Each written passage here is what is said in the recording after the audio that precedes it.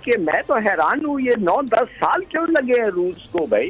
कितना जल्दी हम ये अमेरिका के सामने लेट जाते हैं। I am very sorry, her bar insult करते रहे। नमस्कार दोस्तों, जय हिंद। हाल ही के दिनों में रशिया के फॉरेन मिनिस्टर लावरोव के पाकिस्तान विजिट के बाद पाकिस्तानी मीडिया बहुत खुश लग रही है। पाकिस्तान के टीवी चैनल्स पर अब बड़े ज़ोरों शोरों से डिबेट हो रही है कि पाकिस्तान और रशिया और चाइना एक ग्रुप में आ रहे हैं। पाकिस्तान को इतने सालों से दूर रखने वाला रशिया अब नज़दीक कर रहा है, इसके लिए बहुत सारी खुशियां मनाई जा रही है। ऐसे ही पाकिस्तान के एक एक्स डिप्लोमेट हिलाली, जो भारत के बहुत खिलाफ बोलते हैं, वो क्या राय रखते हैं इस बारे में, आइए सुनते हैं। अगर ये वीडियो आपको अच्छा लगे तो लाइक, शेयर और सब्सक्राइब ज़रूर करना। जय हिंद, जय भारत। 9 साल के बाद रशिया के वज़ीर ख़ारजा पाकिस्तान के दौरे पर हैं और ऐसे मौके पर जब हम अमेरिका से हर हफ्ते एक नया हमें डिप्लोमेटिक स्नब उनसे मिलता है और भारत की तरफ से उनके जो लोग हैं, उनके जो सफारतकार हैं, वो इंटरव्यूज़ में ये कह रहे हैं कि अगर जनरल बाजवा सुपरवाइज़ करें तो अजीत दोवल इधर से सुपरवाइज़ करें तो ट्रैक टू डिप्लोमेसी हो सकती है। लेकिन सवाल बड़ा ये है कि जो रशियन डिप्लोमेट्स हैं, जब भी उनसे मुलाकात हुई उन्होंने ये कहा कि रशिया सिर्फ फोटो ऑप में इंटरेस्टेड नहीं है। व्लादिमीर पुतिन उस वक्त आएंगे पाकिस्तान जब पाकिस्तान के अंदर रशिया के साथ ताल्लुकात बनाने के लिए एक एपेटाइट होगा। और मुझे आज अफसोस हो रहा है कि पाकिस्तान की इसमें कोई शक नहीं, डोमेस्टिक पॉलिटिक्स है जो बड़ी अहम है, लेकिन तड़का लगता है शायद लोग इसको सुनते हैं, लेकिन ये अहम जो डेवलपमेंट्स हैं उनके हवाले से हमारा मीडिया शायद उस तरह जस्टिफाई नहीं कर रहा, इंसाफ नहीं कर रहा जिन चीज़ों को अहमियत देनी चाहिए। क्योंकि जो रशियन वज़ीर ख़ारजा हैं, इनका दौरा बहुत अहम है और ये गेम चेंजर बन सकता है। और फिर मैं जब आज देख रहा था वीडियोज़ उनके आने की, तो बारिश में उतरे, छतरी उन्होंने खुद अपने हाथ में पकड़ी हुई थी रशियन वज़ीर ख़ारजा ने, लेकिन जैसे ही उन्होंने मुसाफा किया शाह महमूद कुरैशी से, तो अपनी छतरी उन्होंने उनके सर पे रखी। बहुत ही बड़ा एक डिप्लोमेटिक जेस्चर मैं इसे समझता हूँ कि वो आए हैं यहाँ पर और पाकिस्तान के वज़ीर ख़ारजा जो उनका सर उस वक्त नंगा था, तो बारिश थी और उन्होंने अपनी छतरी से उसको ढांपा। बड़ा एक मैसेज हो सकता है ये। मैं ज़फ़र हिलाली साहब से पूछता हूँ, क्योंकि वो बड़े माहिर सफारतकार और सफारतकारी की जो बारीकियां हैं उसको वो बहुत अच्छी तरह समझते हैं। थोड़ा सा फरमाइएगा, ये जो आपने मनाजिर देखे रशियन फॉरेन मिनिस्टर के आने के और उनका जो एजेंडा है, how would you characterize all that? पहले तो जो आपने कहा कि छतरी शाह महमूद के सर के ऊपर रखा, अफसोस से ये कहना पड़ता है कि वो खुद उनके हाथ में तो छतरी थी लावरोव के, मगर शाह महमूद का छतरी अगर आप थोड़ा सा ठहरते तो कोई और उनके सर पे पकड़ के चल रहा था, जो आदमी पीछे है। तो इसको हम इसको हम ये समझ सकते हैं कि हम हमेशा किसी ना किसी की छतरी की तलाश में रहते हैं खुद अपनी छतरी नहीं पकड़ सकते। या तो बेचारे को सोच रहा था कि एक ही छतरी है इनके पास। एनीवे, मैं आपको ये बताना चाहता हूँ कि मैं तो हैरान हूँ, ये 9-10 साल क्यों लगे हैं रूस को भाई। आप किस चीज से ठहरे थे? क्या आप समझते हैं कि हिंदुस्तान को आप खफा करेंगे? हिंदुस्तान तो चले गया है अमेरिकन कैंप में, वो उनका मिलिट्री एलाई बन के क्वाड में चले गया है, और वो पूरा जो पैसिफिक फ्लीट था वो इंडो पैसिफिक फ्लीट हो गया है, इसलिए कि अब इंडिया शरीक हो गया है। ये तो आपने इंडिया के साथ जो इंडो सोवियत ट्रीटी साइन किया था 1971 में कि चीन के खिलाफ उनको प्रोटेक्शन आप दे रहे थे जब वो तैयारी कर रहे थे पाकिस्तान पे हमला करने, वो ट्रीटी तो अब तक है। यू आर इंडिया देखिए किधर बैठा हुआ। दूसरी बात यह है, उन्होंने आपसे वो बड़ा एक्सपेंसिव एक मिसाइल सिस्टम $2-4 बिलियन का जो लेना था, अमेरिकनों पे कहने पे सुना ये है कि वो शायद उस डील पे ना जाए। तो मैं, और अब देखिए अफगानिस्तान में India is playing the role of a spoiler. जो अमेरिका चाहता है वो इंडिया कर रहा है। तो मैं जानना चाहता हूँ भाई, आपको रूस इतना देर क्यों लगा इधर पहुंचने के लिए? और इधर बहुत सारी चीजें हैं जो आपके लिए खुशखबरी है। एक तो खुशखबरी ये, हम अब अमेरिका को हम स्टिफ आर्म करने लग गए हैं, शुक्र खुदा। बार बार इंसल्ट करते रहते हैं हमें, क्लाइमेट चेंज से फेंक दिया है, डूम और फिर शुरू हो गया है। अब वो लड़ाना चाहते हैं हमें अफगान तालिबान के साथ, और हमारे कंधों से यूजुअल गोलियां चाहते हैं।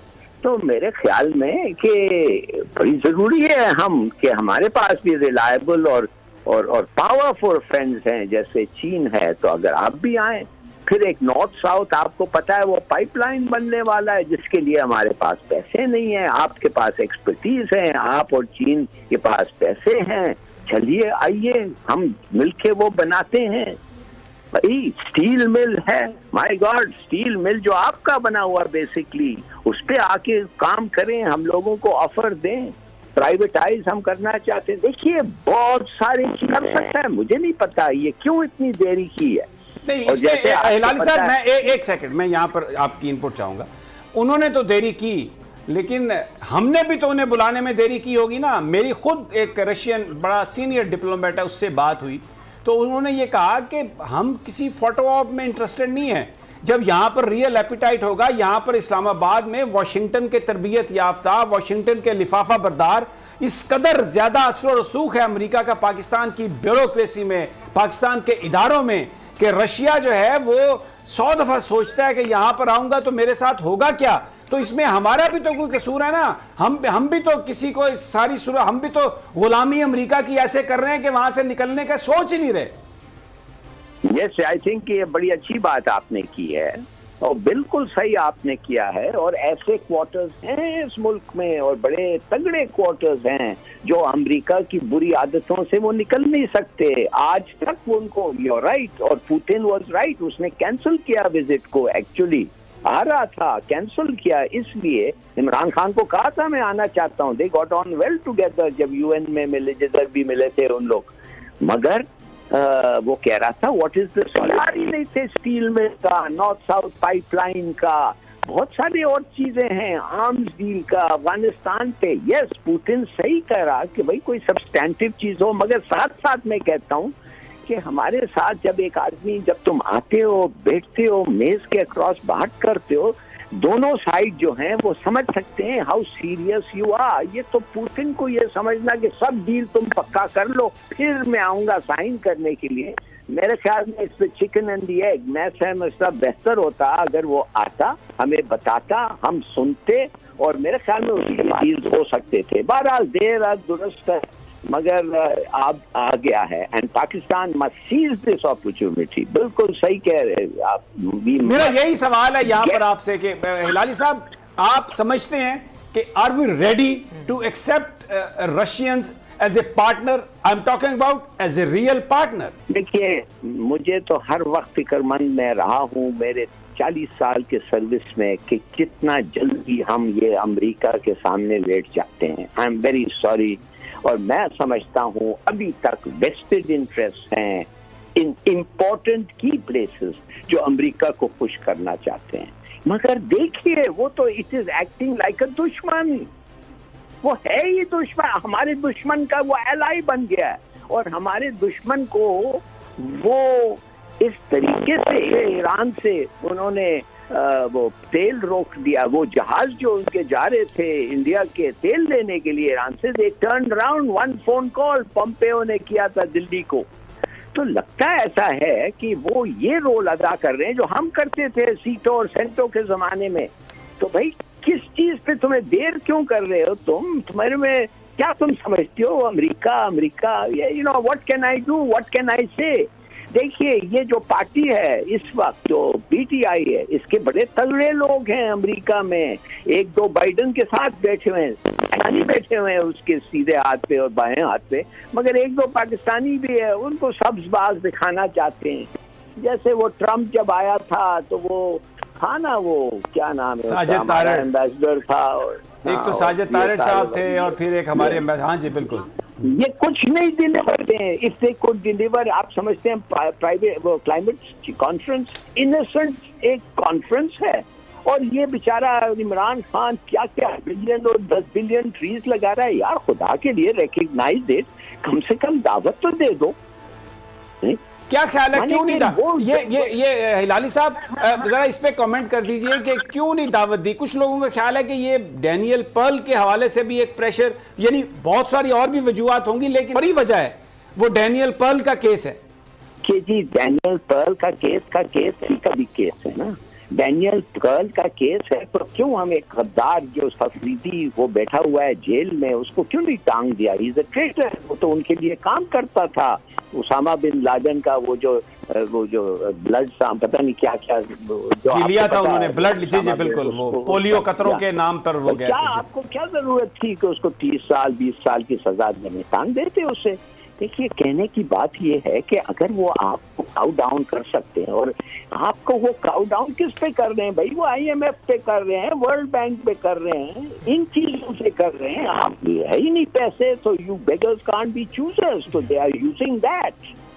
अगर आप अपना बेल्ट टाइट कर सकते थे, इकोनॉमी ठीक चला सकते थे, और you are prepared to suffer, माने कि वो हमारा जो वो क्लास जो इस वक्त अभी भी मजे कर रहा है, they are prepared to suffer, तो ये नहीं होता। अगर आप तैयार नहीं है, आप बर्दाश्त नहीं कर सकते, आप हर वक्त निकाल के मार्च करना चाहते हैं कि ये महंगा हो गया वो, तो फिर भुगतो, और क्या हो सकता है।